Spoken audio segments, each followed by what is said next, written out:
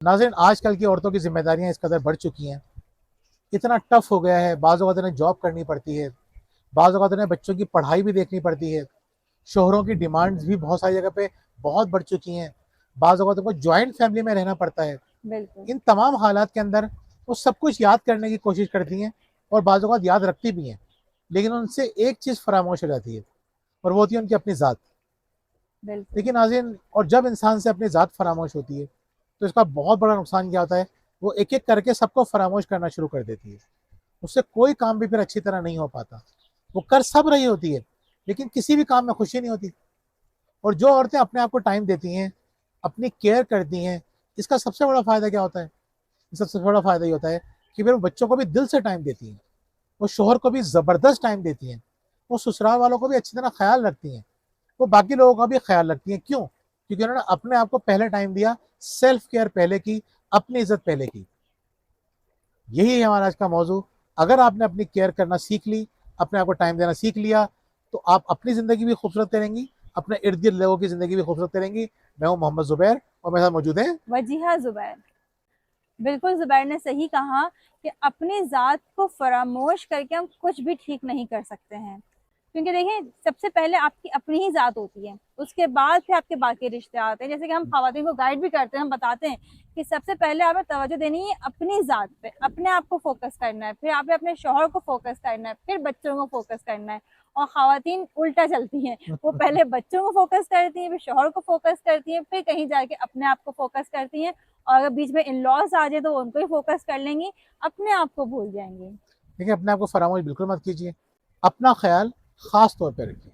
बिल्कुल ऐसा ही है। नहीं, ये हकीकत है। ऐसा नहीं होता है कि वो बच्चों की वजह से, शौहर की वजह से अपनी ज़ात को भूल जाएँ। बिल्कुल। अगर आप अपनी ज़ात का फ़रामोश कर देंगे, तो हमने जो बात की थी ना कि अच्छी माँ खुद मिसाल बनती है। तो अगर आप अपनी ज़ात को फ़रामोश कर देंगी, अपना ख़्याल नहीं रखेंगी, तो बच्चा भी यही सीखेगा। वो भी अपना ख़्याल नहीं रखेगा, फिर माएँ परेशान होती हैं कि बच्चे सुनते नहीं हैं, अपना ख़्याल नहीं रखते, हाइजीन का ख़्याल नहीं रखते, ड्रेसिंग का ख़्याल नहीं करते हैं।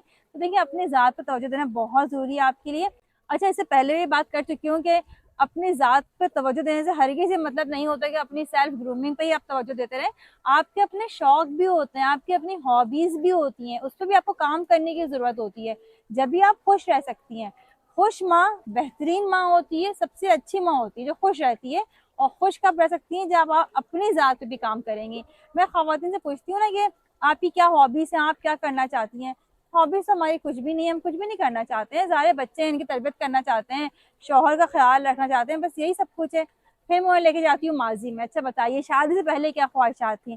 फिर वो बताना शुरू करती हैं, तो मैं हैरान होती हूँ, बहुत सारी ख़वातीन ऐसी होती हैं, शादी से पहले कितने सारे कोर्सेज़ कर चुकी होती हैं, कुछ कंप्यूटर कोर्सेज़ कर चुकी होती है, आर्ट एंड क्राफ्ट के कोर्सेज़ कर चुकी होती हैं, बेशुमार कोर्सेज़ कर चुकी होती हैं, और शादी के बाद उन्हें लगता है उन्हें कोई शौक ही नहीं है। शौक के बिना तो कोई कुछ नहीं कर सकता हैगा। जब मैं उन्हें याद दिलाती हूँ, फिर उन्हें ख़्याल आता है कि मैम मुझे तो ये बड़ा शौक था, मेरी तो बड़ी ख्वाहिश थी मैं ये काम करूँ। तो मैं कहती हूँ आज से शुरू कर दें आप, क्यों नहीं तवज्जो दे रही हैं अपने आप को? जब वो उस पे काम करना शुरू करती हैं, जो उनकी हॉबीज़ होती हैं, वो खुश रहती हैं, जिसकी वजह से बच्चे उनसे मज़ीद कनेक्ट होना शुरू हो जाते हैं। बहुत इंपॉर्टेंट पॉइंट है। बाज़ ख़वातीन की हॉबी होती है खाना पकाना। हुँ। यकीन कीजिए, खाना पकाना ही उनके लिए हीलिंग होती है।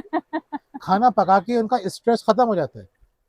एक दफ़ा एक खातून मुझसे शिकायत कर रही थी अपने हस्बैंड की, तो मैंने कहा कि आपके हस्बैंड जो हैं वो, उनको आपसे सबसे बड़ा फ़ायदा क्या है?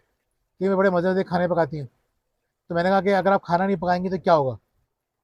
कि मैं खाना नहीं पकाऊँगी तो मैं तो पागल हो जाऊँगी। अच्छा, मैं ये जानना चाह रहा था, खाना नहीं पकाएँगी तो आपके हस्बैंड का क्या होगा? मैं वो जानना चाह रहा था कि यदि खाना नहीं पकाती, उनका ख़्याल नहीं रखती, तो हस्बैंड का रिस्पॉन्स क्या होगा? कि नहीं भाई, मैं तो पागल हो जाऊँगी। तो मुझे समझ में आया कि बहुत बड़ी चीज़ थी उनके लिए खाना पकाना। ये खाना हुँ, पका के वो बहुत सारी मुश्किलों से बच रही थी, बिल्कुल, नेगेटिविटी से बच रही थी। एक हॉबी थी। कुछ लोगों के लिए सिलाई करना एक हॉबी होती है। बिल्कुल, वो नए-नए डिज़ाइन सोच रही हैं, दिमाग लगता है किसी और जगह पे। कई हमारे क्लाइंट ऐसे हैं जो अपनी हॉबीज़ की तरफ आके ज़िंदगी की तरफ आए। उन्होंने जान छोड़ी अपने हस्बैंड की, हर वक़्त उसी बेचारे के बारे में सोचती रहती थी। तो कोशिश ये कीजिए, अपने बारे में भी सोचिए, बल्कि पहले अपने बारे में सोचिए। अपने बारे में सोचना खुदगर्ज़ी नहीं है। अपने बारे में सोचने का मतलब ये है कि मैं इतनी तैयार हो जाऊँ, मैं इतनी ताकतवर हो जाऊँ ज़हनी तौर पे भी, जिस्मानी तौर पे भी, कि मैं फैमिली को खुशी-खुशी अपना वक़्त दे सकूँ। बिल्कुल। तो सेल्फ केयर बहुत ज़रूरी है।